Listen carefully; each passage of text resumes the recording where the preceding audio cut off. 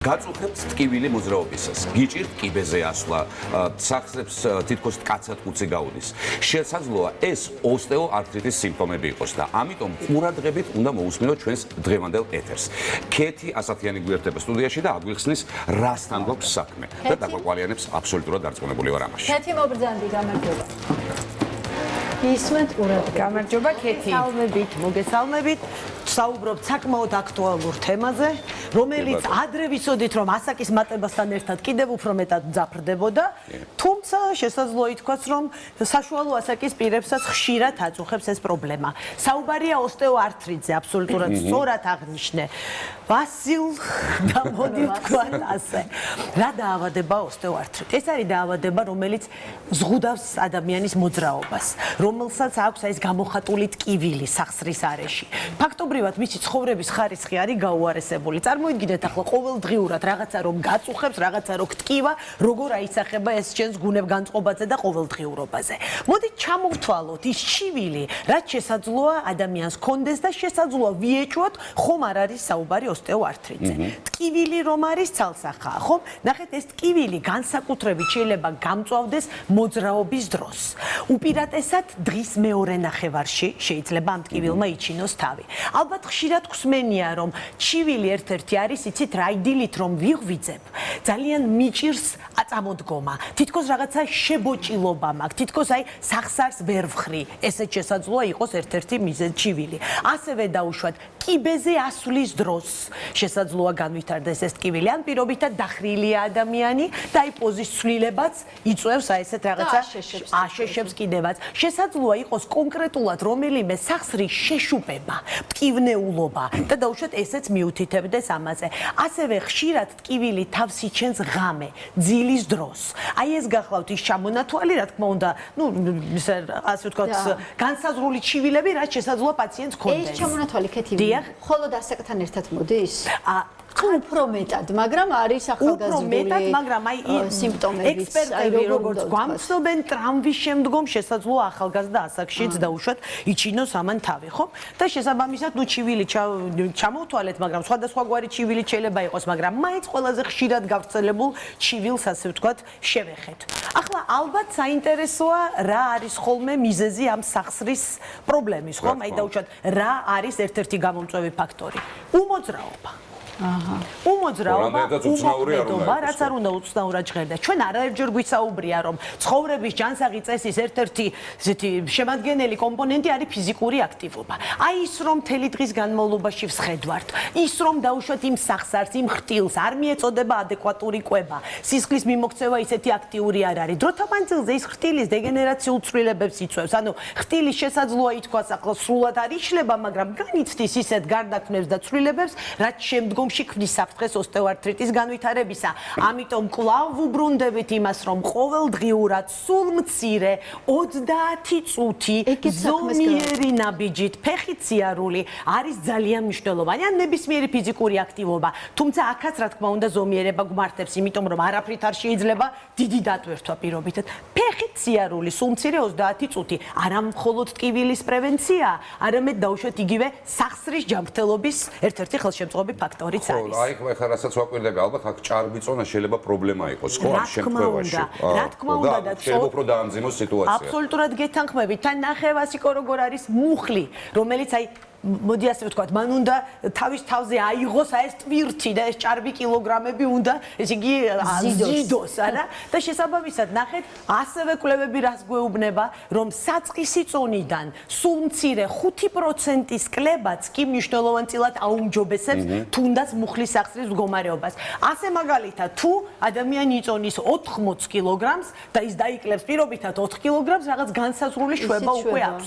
ამიტომ რა თქმა უნდა, ამ შემთხვევაში ცხოვრების ჯანსაღ წესს ალტერნატივა არ აქვს. და საერთო ჯამში მისი განკურნება ხდება, თუ ეს განკურნება არის ცოტა მოჩვენებითი, იმიტომ რომ სიმპტომები მოიკლებს და გუგონია რომ გვეშველა. ანუ აი ნულამდე შეიძლება განიკურნოს. განკურნებას რაც შეეხება ახლა ჩვენ შემოგვიერთდება სტუმარი და მას დაუსვათ დაუშვათ უფრო ხმად და დეტალურად ეს შეკითხვა, მაგრამ ეს პროცესი ქრონიკულია.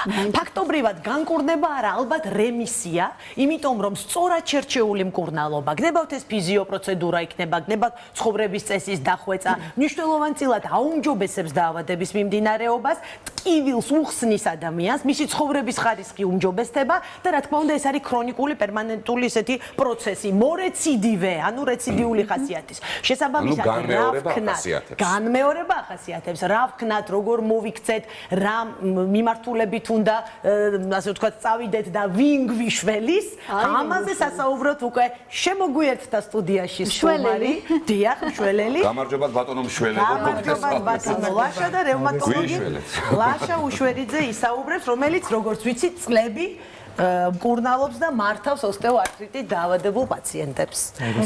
მოგესალმებით, ლაშა, მოდით დავიწყოთ ესეთი შეკითხვით. როგორ მივხვდეთ, რომ საქმე გვაქვს უკვე ოსტეოარტრიტთან? როდის მივმართოთ ექიმს და აქვე ხომ არ გაამრავალფეროვნებთ იმ ჩივილს, რაც მე მოკლედ ჩამოვთვალე, რა ჩივილით მოგვართავენ პაციენტები. პირველ რიგში ოსტეოარტრიტი ეს არის ქრონიკული, ნელა პროგრესირებადი დეგენერაციული დაავადება, რომელიც უპირველესად აზიანებს ხრტილს. შემდგომ ხდება ძვლის სიმკვრივის გაზრდა, სასახსრე ნაპრალის შევიწროება და ძვლოვანი წანაზარდების გაჩენა.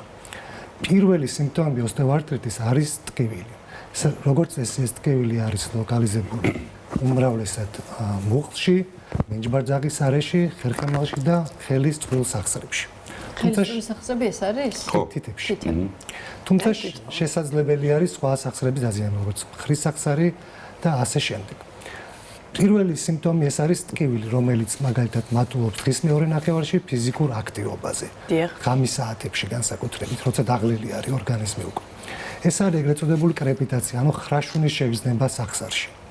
ეს არის სახსრის ამპლიტუდის შემცირება. ანუ პაციენტებს ვეღარ ასრულებენ სრულად სახსრის გაშლას, როტაციას, მოხრას. ეს არის მაგალითად შესიება ლოკალურად. ან ზოგჯერ შესაძლოა გაწითლებაც კი სახსრის. რაც შედარებით იშვიათი არის, მაგრამ ზოგჯერ ხვდებით. აგრეთვე მნიშვნელოვანია აღვნიშნოთ, რომ თავიდან ეს დაავადება იწყება ნელ-ნელა, ანუ სიტყვაზე 4 კილომეტრს გაივლის პაციენტი და ატკივდება ფეხი. ნელ-ნელა პროგრესირების შემთხვევაში სიტყვაზე 3 კილომეტრის შემდეგ დაიწყება ეს ტკივილი და ასე შემდეგ. ძალიან ტიპიური არის სტარტული ხასიათის ტკივილი. აი მაგალითად უჭირთ პაციენტებს პირველი მოძრაობის გაკეთება. სკამიდან წამოდგომა და ტკივა. შემდგომ ტკივილი ნელ-ნელა ეშვება. ანუ გაღვიძებისას პირობითად აი წამოდგომა. ისე ჯდომისაც შესაძლებელია, უბრალოდ რომ ზივარ და აი წამოდგომა მიჭირს. აი პირველი ნაბიჯები ადამიანი და აი წელში ვეღარ იმართება მუხს ვერ შლის ესე ალბათ ეს არის ნამდვილად. ეს ჩივილები. აი დაუშვათ ყველაზე ისეთი უჩვეულო ჩივილი, დაუშვათ რაღაცა მითი, რაც კი ხსმენიათ პაციენტისგან ოსტეოარტრიტთან მიმართებით. აი ეს რა შეგვიძლია ვთქვა ამასთან დაკავშირებით. უამრავი არის ოსტეოარტრიტთან, მათ შორის ყველაზე ერთ-ერთი გავრცელებული მითი არის, რომ ეს არის რაღაც მარილების დაგროვება. ხშირია, დიახ. სიამოვნებაში არანაირი მარილი არაფერ კავშირში არა ოსტეოარტრიტთან, ეს წანაზარდები არის, ძვლოვანი წანაზარდები, იგი ოსტეოფიტები, რომელიც შეიძლება ხშირი არის ხელის წყვილ სახსრებზე, თუმცა შეიძლება გაჩნდეს როგორც მუხლებზე, მინჯბარძაღებზე და ასე შემდეგ. ძალიან ისეთი გავრცელებული მითია, რომ ეს არის მხოლოდ მოხუცებულების დაავადება. მაშინ შესულების. სიამოვნებაში ახალგაზრდებში ოსტეოარტრიტი საკმაოდ ხშირია, მაგალითად სპორტსმენებში ტრამვის შემდეგ, მაგალითად მეტაბოლური პრობლემები, ვისაც აქვს სიმსუქნე, შაქრიანი დიაბეტი, რადგან მიკროცირკულაცია უარესდება, სხვადასხვა ჰემატოლოგიურ დაავადებებში, ვილებრანდის დაავადება, ჰემოფილია და სხვა მრავალი. ასევე ძალიან ხშირია სახსრების ჰიპერმობილობის სინდრომი, როდესაც ზედმეტად ელასტიურია ჩვენი სახსრები ამ პაციენტებშიც ხშირია ოსტეოარტრიტის განვითარება. თუმცა კარგი სპორტსმენები გამოდიან სხვა მხრივ. აი თქვენ რო თქვით რომ ნელ-ნელა იწყება ეს პროცესი. რაღაც მომენტში შეიძლება შევყვეთ ისე რომ ხანას დავაბრალოთ ხანას და გაგვიპაროს და დრო გავიდეს. აი როდის უნდა მივმართოთ ექიმს რომ უკვე დაგვიანებული არ იყოს. აი რა სიგნალი არსებობს რომ მივხვდეთ რომ აქ უკვე პროფესიონალი და შესაძლებელია თუ არა რომ ისე მივმართოთ რომ დაგვიანებული არ იყოს ესეც თქვა. რა თქმა უნდა პირველივე ტკივილის აღმოცენებიდან თუ რაღაც გარკვეული მაგალითად გადავიტვირთეთ ტკივილმა არ გაგვიარა მეორე დღეს. ეს ტკივილი გრძელდება რამდენიმე დღის განმავლობაში. ეს უკვე სიგნალია რომ ჩვენ ექიმთან მივიდეთ. აგრეთვე სიგნალია ეს ხრაშუნი კრეპიტაცია, აგრეთვე ისეთი მნიშვნელოვანი სიგნალი არის სახსრის გაწითლება ან გასიება. ამ შემთხვევაში აუცილებლად უნდა მოხდეს ექიმის კონსულტაცია. აი ეს შეშუპება შეიძლება ასე მყისიერად დაიწყოს უცებ, აი უცებ შეშუპდა, გაიღვიძა ადამიანმა და გაიღვიძა შეშუპებული სახსრით. კი, საკმაოდ ხშირად ხდება, განსაკუთრებით ოსტეოარტრიტის შემთხვევაში ეს არის ფიზიკური გადათვირთვის შემდგომ, ხდება რეაქტიული სინოვითი, ეგრეთ წოდებული სინოვიალური გარსის ანთება და ხდება შეშუპებები. მე მინახავს ასეთი შეშუპება, აი გაიღვიძა და უცებ შეშუპებული გაჩვენებული მუხლი. ჩვენ ახლა საუბრობთ ოსტეოარტრიტზე, თუმცა არსებობს ასევე რევმატული არტრიტიც. აი როგორ უნდა განვასხვაოთ ერთმანეთისგან, თუ არის რაღაცა მანიშნებელი და ზოგადად რითი განსხვავდება ეს ორი დაავადება ერთმანეთისგან? რევმატოიდული ართრიტი ეს არის სისტემური დაავადება, რომელსაც ახასიათებს უპირველესად ხელის წვრილი სახსრების დაზიანება, დილის შებოჭილობა, რომელიც გრძელდება 30 წუთზე მეტს, სახსრის გახურება, გაბუჟებით რო იღვიძებენ და ვერ ამოძრავებენ სახსრებს, ამას გულისხმობთ? შესაძლებელია ეს გაბუჟება დაკავშირებული იყოს ხერხემალთან ან რევმატოიდულ ართრიტთანაც. უფრო არის მუშტის გაკეთება უჭირთ დილაობით, არის საკმაოდ მტკივნეული და ძალიან განმასხვავებელი ოსტეოარტრიტთან ის არის, რომ რევმატოიდული ართრიტის შემთხვევაში ტკივილი კლებულობს დატვირთვაზე. ოსტეოარტრიტის შემთხვევაში კი ტკივილი მატულობს დატვირთვაზე და მოსვენებულ მდგომარეობაში ნაკლები არის. და რაც შეეხება სპონდილოარტრიტს? სპონდილოარტრიტიც ძირითადად ეს თუ არის მაგალითად მაანკილოზირებელი სპონდილოარტრიტი, ახალგაზრდა მამაკაცების დაავადება არის. ამ დროს არის შებოჭილობის შეგრძნება აგრეთვე მენჯბარძახის სახსრებში, წელის არეში და აქაც ეს არის ანთებით ხასიათის დაავადება, შესაბამისად ტკივილი იკლებს მოსვენებულ აქტიურობის დროს. აქტიურობის დროს. ლაშა საკმაოდ ხშირია რომ პაციენტი იტარებს რაღაც განსაზღვრულ კლინიკურ ლაბორატორიულ გამოკვლევებს და მხოლოდ მას შემდგომ მიმართავს ხოლმე ექიმს. თქვენ შემთხვევაში ეს გამართლებულია, იმიტომ რომ ძალიან გახშირდა საკუთარი ინიციატივით D ვიტამინის განსაზღვრა პირობითად, იქ კალციუმის სხვადასხვა ფორმების განსაზღვრა, ხშირია ძვლის მინერალური სიმკვრივის შეფასება და უშუალოდ ამას მიესალმებით, რომ რაღაც განსაზღვრული კლინიკურ ლაბორატორიული გამოკვლევებით მოვიდეს პაციენტი, თუ ჯობს რომ თქვენ მისცეთ მიმართულება. ეს ჯობს, რა თქმა უნდა, ექიმთან მივიდეს და მან გაუტაროს ეს კონსულტაცია, იქნა გამომდინარე ოსტეოარტრიტს, როგორც წესი, ოსტეოარტრიტის დროს ისეთი ლაბორატორიული ცვლილებები არ აღინიშნება საერთოდ. ოსტეოარტრიტის დიაგნოსტირებისთვის საკმარისია ფიზიკალური გამოკვლევა და შესაძლებელი იქნეს გამოყენებული რადიოლოგიური მეთოდები, როგორც არის მაგნიტურეზონანსული ტომოგრაფია, რენტგენი ან ეკოსკოპია. სისხლის საერთო ანალიზი ან სხვა ლაბორატორიული მაჩვენებლები გვჭირდება მხოლოდ დიფერენციალურ დიაგნოსტიკაში.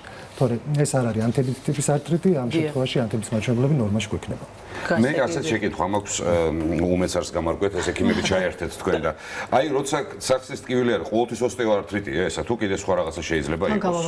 ესეც გითხარით რა. სახსრის ტკივილი შეიძლება მრავალი მიზეზის გამო იყოს გამოწვეული, აგერ ერთი უკვე ვახსენეთ. ეს არის რევმატოიდული არტრიტი, თუმცა უამრავი სხვა დაავადება, როგორც არის ფსორიაზული არტრიტი, სპონდილოარტრიტების თელი ჯგუფი, ლოკალური ტრავმა, დაჭიმულობა კუნთის უამრავი ჰიპერმობილიზმის გულსიტი ბევრი მიზეზი გამოდის. ნახეთ, არტრიტი ბოლოს ვასიკო იგივე რჩება და იმატება სპონდილოარტრიტი, ოსტეოარტრიტი, რევმატიული არტრიტი რჩება. ეხლა კიდე მე მაინტერესებს, რო tkაცუნობს, რო ჯდები და რო დგები, ეს ოღონდ რო გაქვს ბავშვობიდან, ეს რას ნიშნავს, რაზე მივიდეთებს, რომ სუდათ არის ჩვენი საქმე? ეს ზირთად კუნთოვანი მასის პრობლემა არ არის სახსართან დაკავშირებული, ეს არის ჰაერის ბუშტუკის გახეთქვა უბრალოდ, როგორც წესი ეს თუ არ არის კრეპიტაცია, ანუ ხრაშუნის ხმა თუ არ არის, როგორც ეს პრობლემური საერთოდ არა. უბრალოდ ფიზიკურად აქტიური უნდა ვიყოთ ამ შემთხვევაში. აი აქტიურობაზე ახლა ჩაგერთვებით, რა ვარჯიშები უნდა ვაკეთოთ, რომ ზედმეტად ახლა არ დავიხოცოთ, მაგრამ და არც ახსარს არაფერი დაუშვათ. ძალიან კარგი არის ბილფეხსაცმელში თუ მოხდება სიარული დღეში რამდენიმე წუთი მაგალითად. ძალიან კარგი არის ცურვა, ვინც ცურვა კარგად იცის, აუცილებლად თორე ზონაში მომატება მოხდება პირიქით. ზედმეტ ენერგიას დავხარჯავთ და აქ აერობიკა, პილატესი, ფიტნესი, იოგა, ტაიჩი მუხლის სახსრის ართროზისთვის მაგალითად ძალიან კარგი. მე ვფიქრობ, რომ ბოდიში თქვენს კომპეტენციაში თუ ვიჭრები, პილატესი არის ერთ-ერთი საუკეთესო, იმიტომ რომ მაგ დროს ხდება ისე გაჭიმვა ყველაფრის დროს, სხვა ვარჯიშის დროს ესე ვერ ხერხდება. ერთ-ერთი საუკეთესო პილატესი. და ანუ ვარჯიშის ტიპიც ხომ ჯობს, რომ მაინც იყოს შეთანხმებული სპეციალისტთან. და მივედით მკურნალობამდე, ლაშა. ანუ პირობითად ვიცით, რომ ტკივილს მაინც ვიდრე ექიმამდე მივალთ, ვიყუჩებთ რითი ტკივილ გამაყუჩებლით და ფართო არსენალია ძალიან, მაგრამ ხომ გაცდა ახლა თანამედროვე მედიცინა მხოლოდ ტკივილ გამაყუჩებელს? აი თქვენი მიდგომა, დამოკიდებულება მედიკამენტის დანიშვნის თვალსაზრისით როგორია? პირველ რიგში თუ პაციენტმა მოგმართა დროულად და მოხდა დროული დიაგნოსტირება, პირველი არის თუ პაციენტს ჩარბიცონა აქვს, ცონის კლება, ფიზიკური აქტივობა. ეს არის ნომერი პირველი რეკომენდაცია ამ დაავადების დროს. შემდგომ ხდება ინდივიდუალურად მედიკამენტების შერჩევა. თვითნებურად ტკივილგამაყუჩებლების მიღება საკმაოდ სარისკოა და ძალიან ბევრი გვერდითი ეფექტი შეიძლება გამოიწვიოს. მნიშვნელოვანია აგრეთვე ფიზიოპროცედურების დანიშვნა და რეაბილიტაცია. და შესაძლოა ამ დაავადებას ქირურგიული ჩარევაც და ქირურგიული მკურნალობა დაჭირდეს? დიახ, გვიან ფაზებში შესაძლებელია ქირურგიული ჩარევაც დაჭირდეს. ამის ერთ-ერთი კრიტერიუმი ეს არის, როდესაც სახსარს დაკარგული აქვს ფუნქცია. სახსრის ამპლიტუდა შემცირებულია, უჭირს სახსრს გაშლა და როტაცია. და აგრეთვე ეს არის მეორე, როდესაც ვერ ხდება მედიკამენტოზური თერაპიის ფონზე ტკივილის გაყუჩება. პაციენტს აქვს გამოდიებული. ანუ არ გიყუჩებს. ხო. და ამ დროს არის იგი სხვა რადიოლოგიური მონაცემები არ არის ოპერაციის მე მაქვს ერთი კითხვა, თუმცა მანამდე კიდევ ერთხელ აი რაღაცა მე ამ ჯანსაღი ცხოვრებას და ვარჯიშს ძალიან ყურადღებას ვაქცევ და ძალიან მნიშვნელოვანი რამ აღნიშნეთ თქვენ და რასაც ალბათ ბევრმა ყურადღება უნდა მიაქციოთ, ცურვა ძალიან კარგია იმ შემთხვევაში თუ ადამიანმა კარგად იცის ცურვაო. ბევრი ადამიანისგან გამიგია რომ აი ცურვა კარგია, თუმცა არ არიან პროფესიონალურად არიციან და მე ბურსიტი ჩნდება, რაღაცა სხვა სახსრის დაავადება და თქვენ თქვით რომ პირიქით წონაში იმატებაც არისო თუ. კი, იმიტომ რომ ზედმეტ ენერგიას ხარჯავენ, შემდგომ ცურვის შემდგომ არასწორი ცურვით. კი, ბატონო. ცურვა უნდა შეძლოს აი მინიმუმ სტანდარტული ბასეინის 10 ჯერ. გაცურვა უნდა შეძლოს ისე რომ არ შეისრულოს. ხო, სტანდარტულად 25 მეტრი მაინც. დიახ, აი ეს არის ძალიან მნიშვნელოვანი. პილატეს მე მაქვს ასეთი კითხვა ერთი, თუ ჯანსაღ ცხოვრებაზე ვსაუბრობთ, განსაკუთრებული დიეტა ან საკვები დანამატი, ან რაღაცა თუ არსებობს პროდუქტი ისეთი, რაც ჩვენი სახსრების ჯანმრთელობას შეუწყობს ხელს ამ შემთხვევაში. ესეთი კონკრეტული პროდუქტი ან საკვები არ არსებობს. ყველაზე მნიშვნელოვანი არის ენდოკრინოლოგი დამეთახვება, ბალანსირებული კვება. ზონაში არ მატება. თუ ჩვენ კუნთოვან მასას გავაძლიერებთ და ზომიერად ვიკვებებით, ოსტეოარტრიტიც ნაკლებად შეგვაწყვეტს. და მე კიდე ერთი კითხვა მაქვს, თუ შეიძლება აი მიცე და რეალობაზე ქეთიმ უკვე გკითხათ და ბევრი ამბობს, რომ ჰიალურონის, ვთქვათ, მჟავა ხო კარგია ჩვენი კანისთვის და ასევე ძვლებისთვისაც კარგია და ასევე კოლაგენი. თუ არის ეს სიმართლე, რაღაცა იმ გაჭირვების ჟამს ან უბრალოდ ასაკის მატებასთან ერთად რომ მივიღოთ, აი როგორც საკვები დანამატი, ჰიალურონი და კოლაგენი. ჰიალურონი და კოლაგენის პეროლალური მიღება დიდად ეფექტური არ არის. რაც შეეხება ხშირად ხდება ბოლო პერიოდში ჰიალურონის შეყვანა სახსრში და ინექციის სახით, რომელსაც აქვს გარკვეული დროით ეფექტურობა ტკივილის გაყუჩების მხრივ. ის არ აღადგენს არავითარ სახსრს, მაგ მხრივ ოსტეოარტრიტის პროგრესირებას არ ანელებს. ერთი შეკითხვა მაქვს ესეთი, თუ გაჩნდა ეს დაავადება, ყოველთვის აქვს ერთნაირი ტკივილი? თუ შეიძლება რომ დილით ადამიანს მაგალითად ზურგის ტკივილი ქონდეს, მეორე დღეს ფეხების ტკივილი ქონდეს, მესამე დღეს აი ეს წვრილი სახსრები რაც თქვით, ანუ გაფანტული შემთხვევა. რაზე უნდა მივხვდეთ, რომ პრობლემასთან გვაქვს საქმე და ეს არ არის უბრალოდ გადაღლილობა ან დაჭიმულობა კუნთის. ანუ როდესაც ერთ ადგილას არ არის მხოლოდ, ანუ გამიგოს კი, ესაც საინტერესოა. რა თქმა უნდა, ანუ ოსტეოარტრიტი ეს არის გლობალური პრობლემა, ეს აზიანებს როგორც ხერხემალს, მის ყველა სეგმენტს, კისერსაც, გულმკერდსაც, წელსაც, ასევე კონკრეტულ სახსრებს. განსაკუთრებით თუ წონის პრობლემა გვაქვს, დაგვიზიარდება მუხლის სახსრები, განსაკუთრებით ქალბატონებში. მამაკაცებში უფრო მეჯბარძაღი სახსრები. აგრეთვე თუ გამოგვიჩნდა წანაზარდები ხელის თითებზე, რომელიც ძალიან დამახსდებელია ოსტეოარტრიტისთვის. აი სახსრებთან რო ბურთულები ჩნდება. და ისეთ რაღაცა ისეც რო იცის, ხო, ფორმას იცვლის. კი, ხო, აი თითქოს ხო. აი განსაკუთრებით თითის ფალანგასთან და შუა პროქსიმალურ ფალანგაში. და აი ფეხზე რო ეგრეთ წოდებული პოდაგრა რო ჩნდება, ეგეც ოსტეოარტრიტის ერთ-ერთი მანიშნებელი არის თუ ეს ცალკე დაავადება ამ შემთხვევაში? ანუ საკმაოდ ძიმე არის ეს დაავადება თქვენ ფეხზე. სავარაუდოდ საუბრობთ ვალგოსურ დეფორმაციაზე და არა პოდაგრაზე, ეს არის ბრტყელტერფიანობის შედეგი და ოსტეოარტრიტის შედეგი კი. პოდაგრას თვითონ არის მამაკაცების დაავადება, რომელიცაც ახასიათებს შეტევითი ხასიათის ტკივილი და არ იცვლის დასაწყის სტადიებში დეფორმაციას არ განიცდის. უბრალოდ არის გაცხელებული სახსარი, რომელზეც ხელის მოკიდებაც კი გაწნილებული. ახალგაზრდა ქალბატონს თუ აქვს აი ეს ცერატიტის პრობლემები, ეს პოდაგრა თითქოს არასდროს არ არის. ეძახიან და ამბობს სინამდვილეში სხვა რაღაც ყოფილა. ძალიან დიდი მადლობა, უღმესი მადლობა. ამოვძულოთ, მაგრამ ცოტა დავიზაფრეთ, რა ვიცი. ცურვა ჩვენ არ ვწოდნია, როგორც ფიზიკურ აქტივობას შევარჩევთ. ხო, რაღაცა სხვა რაღაცა უნდა მოვიგონოთ, თორემ მძიმედ არის ჩვენი საქმე. ჩემ პირად დაკვირვებებს შემდეგ ექიმები რო ადასტურებენ, მე რაღაცა წელში ვიგზავნა. სიამაყე, ძალიან დიდი მადლობა, კეთილი მადლობა. დიდი მადლობა სტუმრობის. კეთილი, შემდეგ ოთხშაბათი. გემშვიდობებით ერთი კვირა. დიდი მადლობა. კი, რეკლამის დროა ჩვენს